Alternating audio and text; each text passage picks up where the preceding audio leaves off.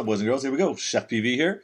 We're going to sit on the bench real quick, and we're going to try to quickly give a good comparison and a good experience use comparison of the DJI Spark and the DJI Mavic. Now, both of these are, again, from DJI, and no matter what you think or want to think of DJI, I can tell you this: DJI is here to stay. They are the leader in UAV, UAS drone technologies. Whether you agree with some of their practices or what they do, totally up to you to decide. But like GoPro in the action camera world, DJI came out, swung for the fences, and has become the leader in consumer model drone technology and really in industrial drone technology as well. And what that means is for consumers like ourselves and hobbyists, people out there just wanting to get into it just for fun, that see it and say, hey, I'd love a flying camera because of all the different perspectives you can get. We have what I believe are the future of consumer model, hobby grade, enthusiast models from DJI. The DJI Spark is the newest one and represents to me almost the most exciting futuristic outlook on where we're heading with cameras and flying cameras and drones and all this stuff. This little guy packs so much within it that it's almost scary how well this functions and what you can do with this. This is a unique tool to have in the tool belt, and I am finding that it is just almost exactly what I wanted in a high quality flying video camera. I mean, that's all I can say it is. This is essentially now a flying camera. It's awesome. Anyways, we'll get to that. The Mavic. I have said for a while, and I will say it again, this is the new Phantom series.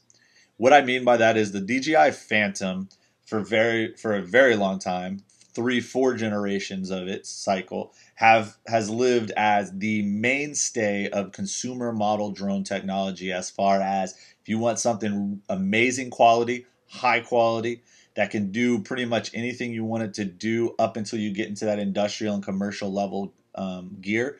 Well, then the Phantom and the Phantom 4 series in particular has just really reached, again, a pinnacle within that. The one problem with the Phantom is form factor, or what I would like to start coining as use factor.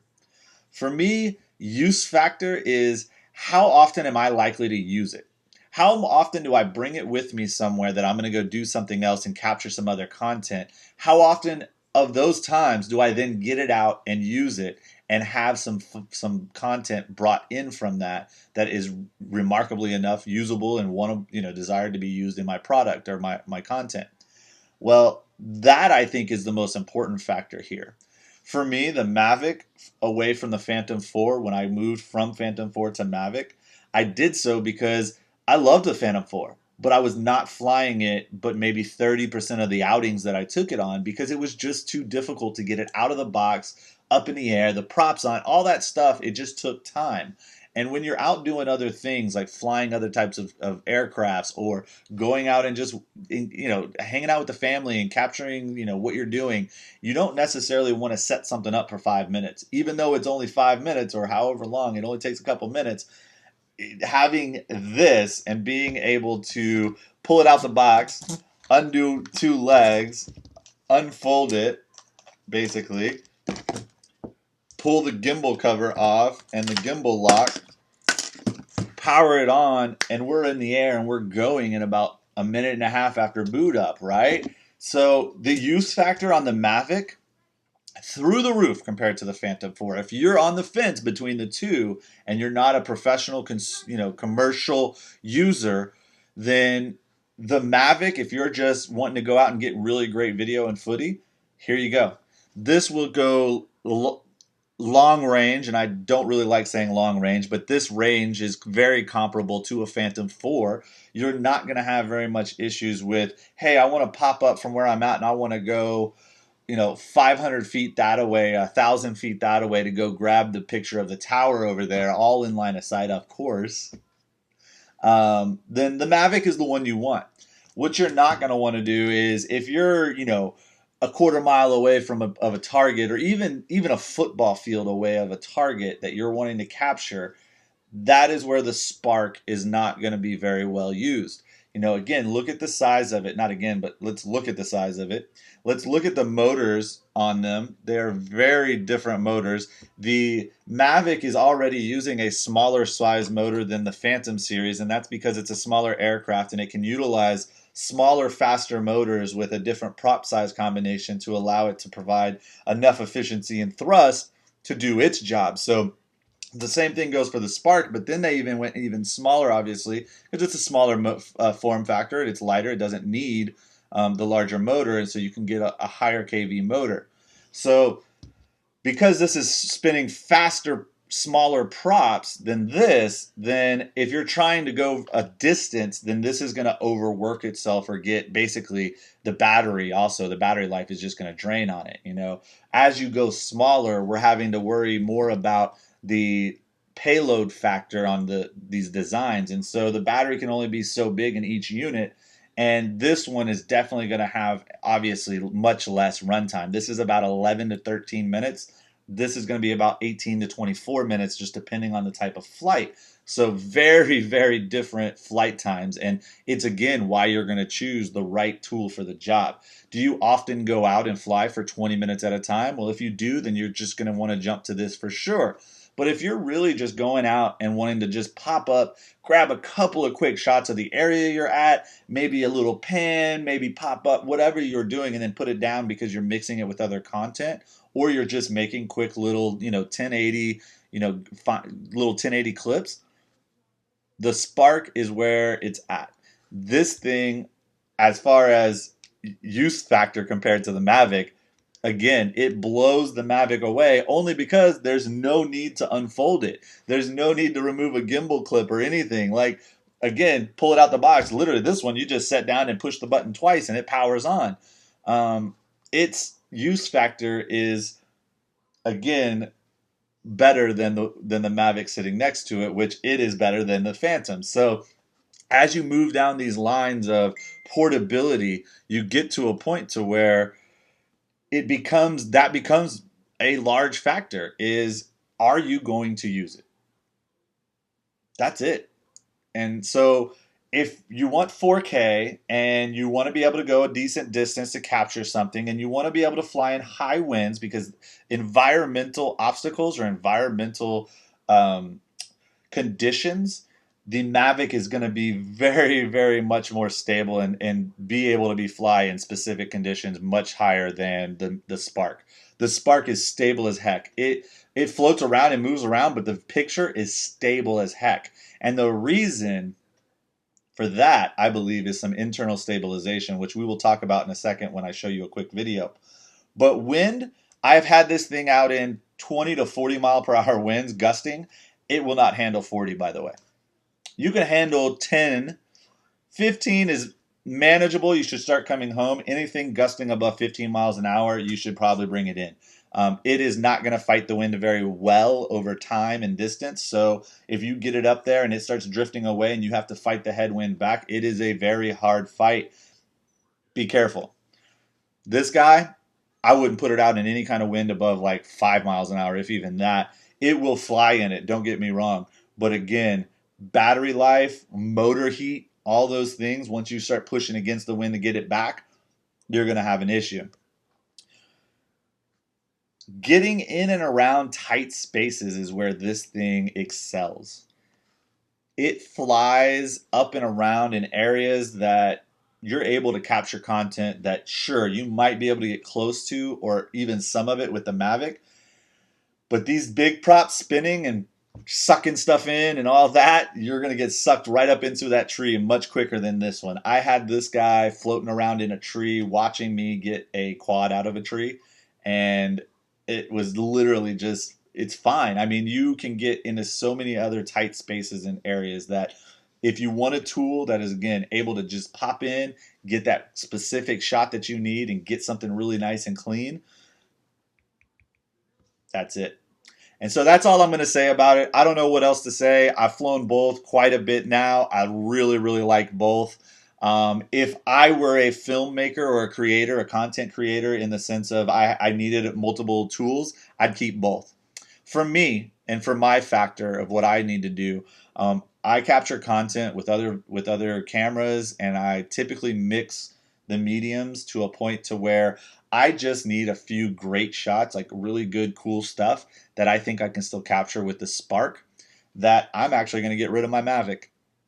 That's just how it is. I don't need both. I just need one. And if this one can capture 1080, which is what I'm rendering at typically on most of my videos, and get me, again, those great shots that I want, I think that I will use it more and that I will produce better content with this than I will with the Mavic. So that being said, we're going to take one last thing, and I just want to show you, this is the exciting part though. This is the part that makes me really want to know what the next generation of Mavic and Phantom and Inspire and M200 and all the cameras. Watch this. So I film a lot of different things as flying mini quads at different areas. And so I have two clips pulled up. I have one clip on your left side, and that's going to be from the DJI Mavic. This was shot at a race, and I'm trying to compare similar movements. And what I want you to do is watch the wavering in the video as far as the gimbal movement. Not only on the Mavic when we make the quick turn, yaw turn, but even just before. Now this is some decent wind, so that's the only variable that's not really accurate, but it should not affect the gimbal in the same way. So here we go. This is going to be the Mavic. Watch the spin move here.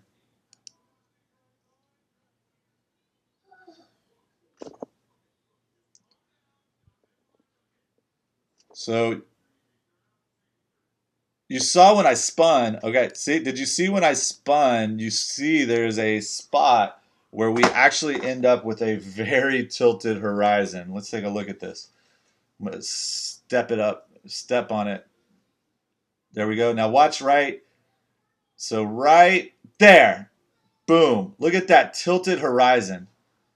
And that was not a very hard whip, but we whipped around and it tilted the horizon. Now let's watch a clip where with the Spark, I do even a much more violent yaw spin, and watch the result here.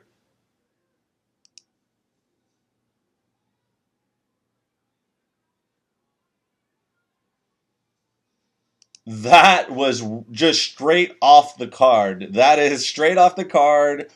Oh my good. I mean, did you see? There is onboard stabilization going on at a level that is some of the best yaw video I have seen from any consumer model drone out there. I don't know what to say about that. I mean, it blows me away how smooth that yaw right there is coming from this spinning. I mean, if you saw the aircraft in the air when I did it, I mean, you would just be like, that is incredible. So, oh my gosh, yes, like that right there says incredible amounts of what is going to be in the future for both these and other future DJI aircrafts. The third level of stabilization they're using on a 2-axis gimbal here. So this has 2 axes, this has 3. So this stabilizes on the pitch, the roll, and the yaw. This one stabilizes on pitch and roll only, no yaw. So it uses onboard stabilization for that yaw spin, right? So when it goes to spin and it gets that jitter, onboard stabilization kicks in, and that's why I got a smooth yaw and I didn't have to worry about the gimbal keeping up. That is all one of the main reasons why I think they're using 1080 here, is the sensor in this camera and allowing it to also be able to get down to 1080 with some stabilization means that it actually has to capture slightly more, and then they crop it down in order to stabilize. So if we get that technology over into a better sensor like on the Mavic, then in theory you should be able to capture higher frame rates, better resolutions, and still provide a similar stabilization. The question is going to be, are they going to move from a 3-axis on the next model to back to a 2-axis with onboard, or do they mix it up a little bit with a 3-axis and the onboard stabilization? That's where it's above my pay grade. I don't really understand what would be best, But I think it is super interesting that a 2-axis, clearly 3rd-axis digital stabilization provides a slick yaw spin movement the way that it did out of such a small, tiny aircraft being pushed around in the environmental conditions. So just really, really great stuff. That's my story. That's my DJI Mavic. That's my DJI Spark. I'm keeping one of them. It's going to be that one. I hope I helped you guys kind of choose or make a decision, or at least understand kind of where they fit and how they could work for you. Figure out what tool you need in your tool belt and use it. Not every tool is going to get the job done by itself. Sometimes you need multiple tools. Fly safe, fly smart, just fly. Fly DJI. Peace.